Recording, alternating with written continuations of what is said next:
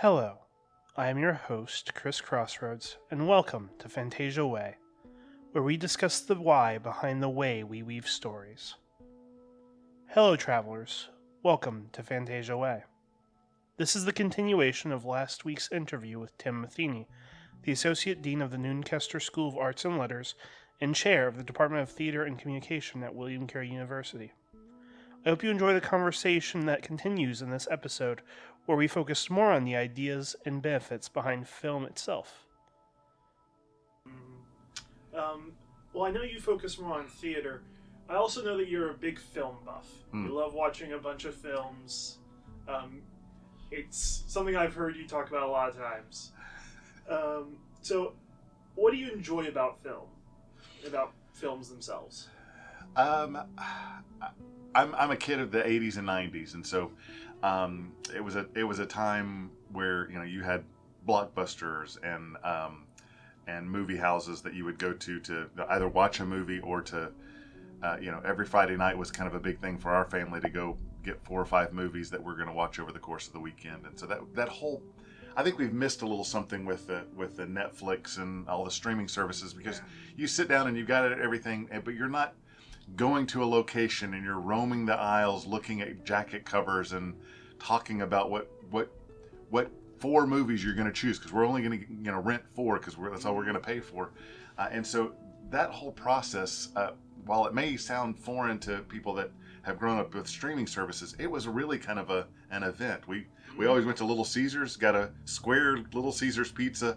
If you're from the 80s or 90s, you know that what I mean by a square pizza.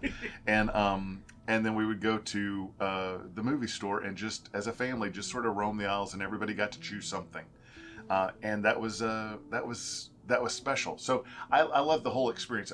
Movies and theater transport you, but I think movies have a way of, for me, really pulling me into the world of the story. My wife always laughs at me because I'll watch movies on my phone, and she's like, "You've got a TV that's there. Why would you get it?" And all I can say is that when I get into it, it doesn't matter what the size of the screen is. I get sort of sucked into that world, and so I'm very visual in my thinking process, and so I have that aesthetic distance and suspension of disbelief. I have really good suspension of disbelief that I can just sort of get involved in the show and fall in love with it. So I love that. I love any kind of good storytelling, though. Even if it's just a person that can tell a good joke. I'm fascinated by being around good stories. Absolutely. What are some of your favorite films? Okay, so I am a huge, that's a tough one too. I am a huge Coen Brothers fan. And so everybody knows "Oh Brother, Where Art Thou?" But I love, probably my favorite film, and everybody kind of sort of when they watch it, they're like, why? is the Coen Brothers' Raising Arizona.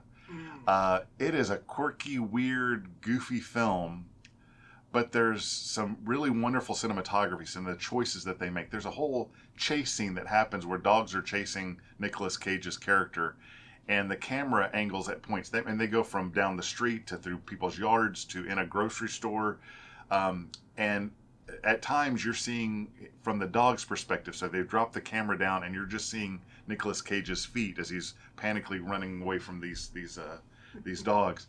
The everything about the Coen Brothers, they have this silliness that's about them, this playfulness that's about them, but there's also a really deep thought in those. And so I love it's kind of like the way that they do dialogue. So they write dialogue in a way that characters speak at a level that's higher than their station in life, than their sort of decorum, I guess. And so Nicolas Cage's character, he's this guy that's like a repeat offender, that's been in jail a bunch of times, and he's been in jail so many times that the woman that Holly Hunter, that's the cop that takes his picture when he's being processed, he's been arrested so many times they fall in love because he's in front of her so many times. And so it's that kind of silliness. And so he's just sort of his name is H.I., so they call him Hi, and it's very southern, and but he speaks with this sort of almost poetic way about him, and it's like, and it just takes you off guard. It's almost like Brechtian, where it just takes you out of the moment. You're just able to appreciate the character for the character because it's so obscure. Yeah. I love that about the Coens. Almost anachronistic. Yeah, and if you see it come up over and over again, because like for example in Oh Brother We're Out There, there's those times that they kind of speak beyond themselves. If you watched The Ballad of Buster Scruggs, that one for sure, there's multiple times that they do that, and so they're just a sharp pair that in their dialogue writing and their cinematography that I really like, the Coen brothers. Absolutely. So, to follow up the question of what is it that theater does in different ways better than film, what does film do better than theater? I think you hit a lot on that ability to be kind of preserved, because you can't have the same show every night, right? In a theater. Yeah, and while theater does great, I think in its own way has this unique special thing when you have to do something big and epic. The creativity of live stage. How do we jump from location to location? How do we make a giant, like into the woods, and you have the big giant foot that comes in and crushes somebody or whatever, whatever you may choose to do. Those creative elements are kind of interesting. But in film, the ability to be able to go to location, the CGI that has developed so strong over the last few years that things just seem so on the money. I mean, it's hard to tell what's true and what's not true. That allows things to be done that just can't be done on stage. I mean, we can fly somebody in a film and you don't see anything, and they're just flying. We can fly somebody on stage, but they're probably on wires, and if you look quite closely enough, you can see a little tug of the costume. You can see the lines, even if they try to disguise as much. You're going to see sort of the technique behind it. Where in film, it's just anything goes. I mean, you can make anything happen. It basically, film has that unique ability to. Film has more ability to create illusions than theater does, but theater asks you to accept that the illusion can't be made, obviously. Well, and it's that same thing of diluting the audience's participation in it. So in theater, there's a participation that you're going to have to imagine a little bit with us on this. You're going to have to ignore the wires or ignore the technique that's happening that's there. In film, it's seamless. I mean, I don't have to imagine. I can be in space. I could be on another planet with an alien. In theater, I'm going to see somebody probably dressed up in an alien costume and have to sort of assume that they're an alien. Yeah. Rather than, oh yes, they're green now. That's an alien. Well, it's like the whole Star Trek thing. It's like, okay, people have funny hairdos, and then suddenly now they're an alien. They have a slightly different color skin, and their hair's weird, and so they're an alien. And just is what we accept, because it's like a hidden language of theater of like, this person has this makeup, or this person is wearing these clothes, kind of like tech black. Yeah. Well, even going to the Japanese, the Chinese, Japanese of people in like the kabuki theater that are dressed in black, and it's a convention that the audience, those people don't exist, and so they may be coming in, scooting in, and actually on stage while the actor's acting, adjusting their costume, but because they're all in black, we just sort of let them disappear. And so there are certain aspects that we have those conventions that we are just supposed to assume that's the way that it is, and our brains just go with it. And meanwhile in film, I think that's one of the things that makes film unique in contrast to theater as a storytelling medium of visual, audio, and script and acting. Film, when it breaks a convention of like, we can accidentally see the boom mic on set, when they're looking at windows and you accidentally see the camera. Yeah. That's rare for a lot of films, but when it happens, it's this weird mix, I think, for most people of like, am I feeling hurt because the illusion is broken, or do I feel more close to it because I know it's illusion? And that's the thing that I think film balances very harshly on. It's very audience-based of,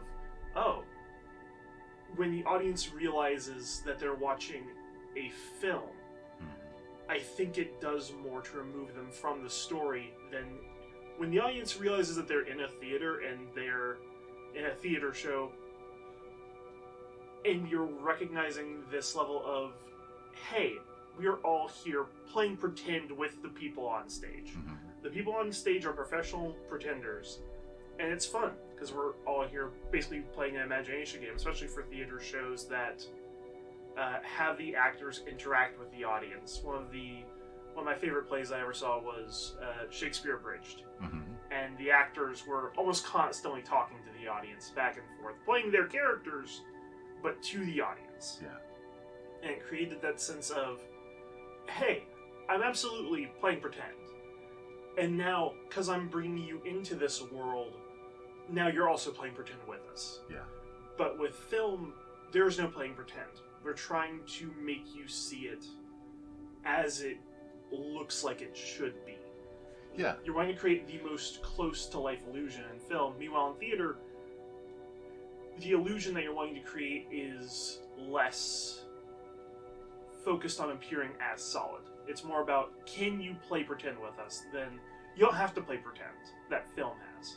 Yeah, there's that whole balance of suspension of disbelief and aesthetic distance. The aesthetic distance being that I recognize that I'm watching a work of art, and suspension of disbelief says I take that away and I just get into the moment. And so in film, because there's so much of that, that's with everything kind of the illusion being able to be so strong, there's a greater suspension of disbelief that's why you're in a why horror movies can work so well, but horror plays, although there are a few, I mean, like Ghost Stories that was on the West End. I think it's called Ghost Stories on the West End.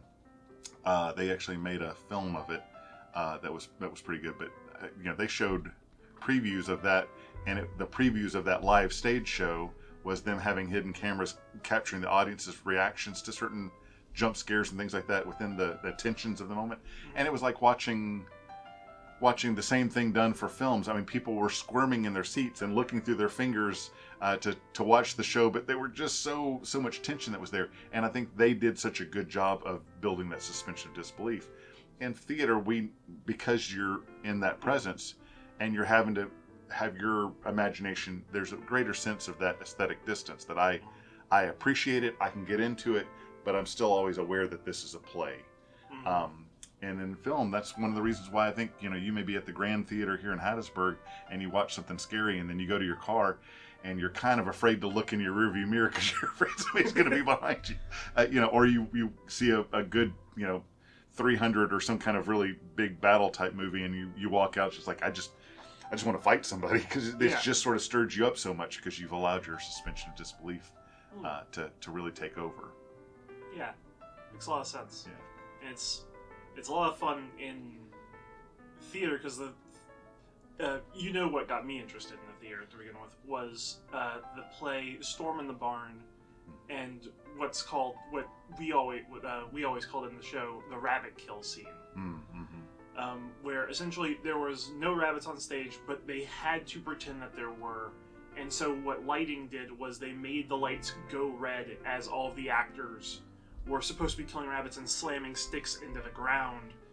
And seeing that moment and working lights on that moment every night was a moment that I was like, there are rabbits here.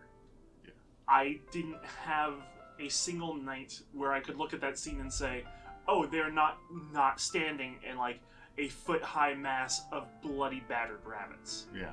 And in film, they just have rabbits that are bloody and battered. It would be horrific, but I don't think it would have hit me as hard as it does in a play, because in the play, I'm watching people within 15, 20 feet of me having to go through what would be a traumatic experience and empathizing with the actor or the character that the actor is playing.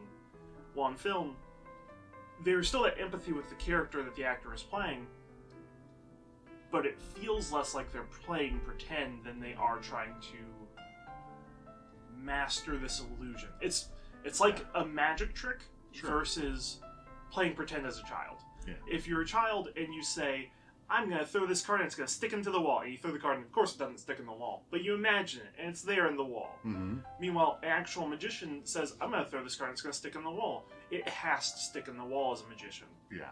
There's more of a... Here's a great way to put it, I think. theater has less responsibility to make the illusion absolutely believable as it is to make you want to believe in the illusion. Yeah. Meanwhile, film has more responsibility to make the illusion believable than your desire to make it, to believe in it. Yeah.